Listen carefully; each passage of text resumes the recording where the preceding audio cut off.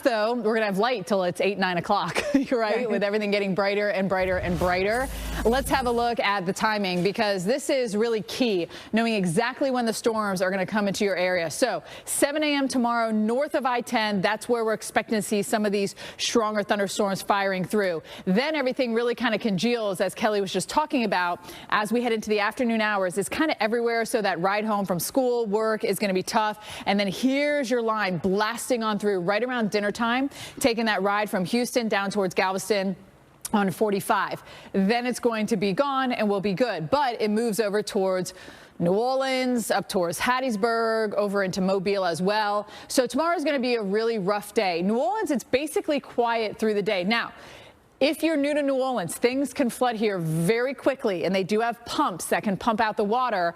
But notice this line, 9 p.m. here. It's going to be making its It's going to be making its way into Baton Rouge, Louisiana. LSU, watch out for these storms going through New Orleans and continuing as we head in those overnight hours to places like Biloxi. So watch out for trees, power lines coming down.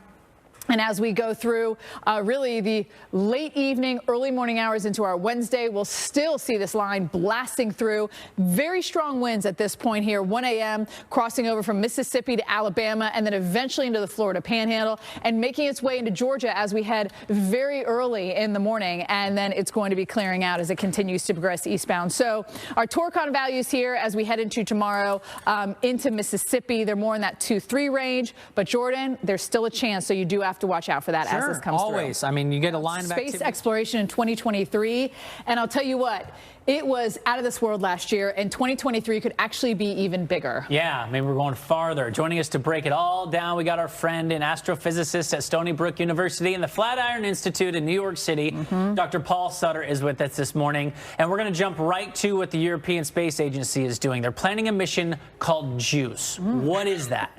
Spill the tea. I love this name, JUICE. Wow. That's, I can't even imagine. I didn't realize So these that. guys are they kind of like Old Faithful that are happening on a clock when we know they're going to go, so I guess? Yeah. Yeah, they're not quite Old Faithful. They're not that regular, but it's the exact same physics, just at a much, much lower temperature. That's awesome. All right, SpaceX celebrated a record-breaking 61 launches in 2022. What will be different about the first Starship orbital launch? Get used to the fact that these things can just come right back down like that. Well, real quick, 100 tons. I mean, what would the space load be? Just all equipment? You, me, our best friends. It can be anything. Awesome. All your dreams can come true.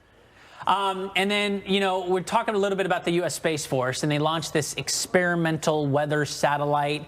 Talk to us a little bit about what the demo is, and if it's successful, what role will the data collected have on us? Yeah, the Space Force, slightly goofy name. Last question. We only have about 20 seconds. Going back to your Jupiter conversation, are we going to be taking samples of that liquid or the ice and bringing it back? That'd be cool. Unfortunately, we can't. We don't have the technology yet to do sample return missions from the Jupiter system. Yet is the key word there. Astrophysicist at Stony Brook University and the Flatiron Institute in New York, Dr. Paul Sutter. We love having you on. He really puts everything in such layman terms and so easy to understand. I know. I'm excited to see the green comet.